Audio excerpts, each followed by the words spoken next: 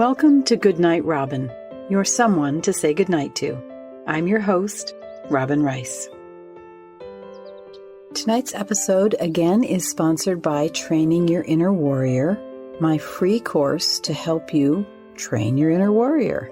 We have an inner warrior, a strength inside that we can tap into. And I promise you that this course is not like anything else that you've taken. I have taken fictional characters and used them to help you understand how your brain works. It's all fun and interesting, and you get to learn about yourself, and you get to test out possibly one change that you've never been able to make that you've always wanted to make. So it is now completely free. We've given away more than $3 million, so more than 15,000 people have taken the course for free.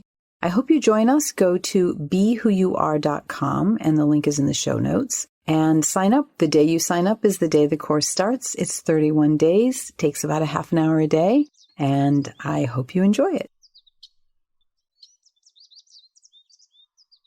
This is a story that I wrote many years ago.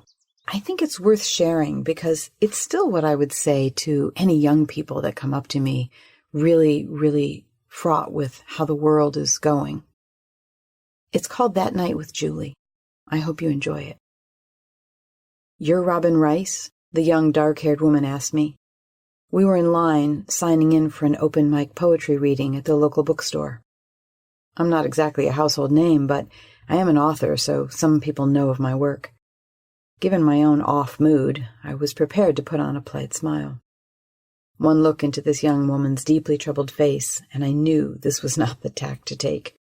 You don't even have to be intuitive to know what that kind of face means.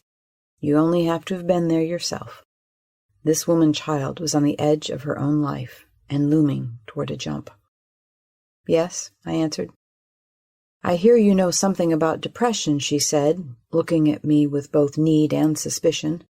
Her name was Julie, and as it turned out, her mother knew someone who knew someone else who'd been depressed and had come to me for some mentoring many years before. I've always been willing to share my story about overcoming 25 years of recurring depression, but this night I didn't have much to give. It was tempting to hand her my card, tell her to give me a call. But something inside said, talk to her, now. Tomorrow may not come. We both had our hot drinks, and our names were well down the list for performing our poems. We agreed to move to 2 comfy chairs in relative solitude. An eerie feeling came over me as if everyone else in the store had disappeared. It was just me, Julie, and a lot of books. Visions of my little brother Ricky flashed in front of my eyes. He had been where Julie was when he was 18 years old. I hadn't lived close enough to see the desperation in his eyes, and it was still hard to admit I had not heard it in his voice on the phone only days before his suicide. My body trembled. Something in this encounter was beginning to feel like a possible redemption. Even though my life was already devoted to helping others, this felt different.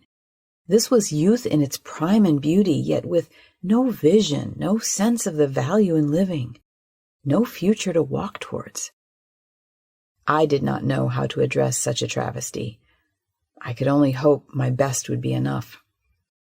"You must be willing to recover your soul," I said. She looked at me blankly. I decided to start again. "If you want to live a soulful life, which is the only way I know to truly relieve depression, you must be willing to be who you really are, to look at the world through different eyes than the ones you've been trained to use your whole life. You must be willing to drop to a deeper level of existence, a level that's pleading to you through the worst of your days, asking you to listen to it. You must be willing to look for the legend that's trying to be told within your own life." I took another deep breath, surprised at the lofty nature of my own words, but unwilling to tone them down. Something was unraveling in me. It was going to have its say. To live a soulful life, you must be willing to not fit in. Because if you are this deeply hurt by life at this young of an age, you don't fit in. You never will, at least not in the usual ways. I'm sorry if that disappoints you, but we might as well be honest. What the surface level of life is selling you will never satisfy your kind. But that's okay. It's never satisfied a lot of the most amazing people that have ever lived. Julie pulled out a small notebook and began writing. It encouraged me to go on. To live a soulful life, you must be willing to stand alone, up against what everyone and everything in our society tells you is right for you, and ask for what your heart wants, what your very being desires. You have to be willing to love who you really love, not who you're supposed to love. I shifted toward her, lowering my voice to deliver the greatest of secrets. Let me tell you something. When people come to see me, I ask them who and what really turns them on, what calls to them from their depths. Most often they say they don't know, but I don't buy it. They do know. It's just that their answers are not on the good for you or easily attainable list.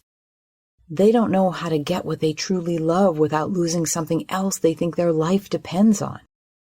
So they've shoved what they love into a closet and often forgotten it entirely. These loves are really callings. They are the pearls of great price we must travel to the ends of the earth for. But very few among us talk about that heroic journey anymore, so very few actually embark on one. If you want a soulful life, you must be willing to listen for that call and follow it whatever the cost. I saw a light sparkle in Julie's eyes. I could see her rummaging through her memories, then finding something of worth. I didn't need to know what she found. I trusted it, whatever it was. To live a soulful life, I continued, you must be willing to encounter obstacles. We live in an age where people think that the smooth road is a sign they're on the right road, that if God has called you to something but barriers arrive, then either you have been abandoned or you must have gotten the call wrong in the first place. And by the way, God can be whatever it is you think God is, so I'm not preaching to you here. Anyway, these very barriers are also the hand of that divine force, preparing you to receive the bounty. You would not be wise enough to keep what you find otherwise. It's worked this way throughout history and in every corner of the world. Every modern invention we have will not change these rules. Just ask Joseph Campbell, one of my closest personal friends. I thought he was dead, Julie remarked, surprising me that she knew of him at all. His body is, I admitted, but his soul lives on here in this bookstore and countless personal and public libraries across the world. To live a soulful life, you must be willing to make friends with your kind of people in whatever way you can. I never meet my kind of people, she said, her eyes flashing with both profound sadness and fresh-cut anger. Well, that's my point. I don't meet them very often either. But they can be found here, I said, pointing towards the vast array of books on the shelves. David Whyte is one of my greatest soul supports, though I've never met him. Annie Dillard, too, and Arnie Mindell, and Thomas More, and Rilke, and Kipling, and Krishnamurti. I tell you, Lao Tzu and all his translations often keep me company late at night when that 3 a.m. witching hour strikes me dead awake in an empty house. I don't have to have tea with them to feel their presence, to not feel so alone. They are my people. Time and space matters little to the soul. Julie sighed. I knew she wanted better than that. I often do, too. But life is what it is. Real hands to hold are not always available. And speaking of that 3 a.m. witching hour, to live a soulful life, you must be willing to make it your friend. I always say nobody soul searches on a good day. And the night terrors that come and magnify your every fear, they visit for a reason. Don't push them away. Explore. Listen to them. They can tell you things about your deepest self you won't hear in the daytime. Julie kept writing, her hand moving as fast as I've seen a hand move over the page. If anyone else was listening, I didn't know and didn't care. Something was speaking from my depths, and I was not about to stop it from coming through. Whether it was helping my young friend or not, I needed to hear what I was saying. To live a soulful life, you must be willing to look at your choices carefully, to notice when you choose too much or not enough, when you want to let go but you hold on, when you want to go left but you go right, when you want to act but don't, or don't want to act but do. You must see when you sabotage your own soul's longings, and when you indulge to the point it harms you. You must look squarely at your addictions and notice what happens when they are denied. If you can do this, just look clearly and honestly, what the masters would call becoming the witness. You won't have to do much more. It's like turning your car in the direction of a skid. The looking itself initiates the balance that's being sought. To live a soulful life, you must be willing to pull yourself away from the herd that is our mass culture, to turn off the messages thrown at you, both in television shows, the commercials between them, all the things on social media. Their mandate is to tell you who you are and who you want to be and how to get there, which of course is to buy something that can never bring you to a soulful existence. They want you to be a consumer, and consumers don't have souls. Julie shifted in her seat. I could see the idea of turning off social media was a little too much for my young companion. Remember, I assured her, with willingness, the gods have a road on which to move you.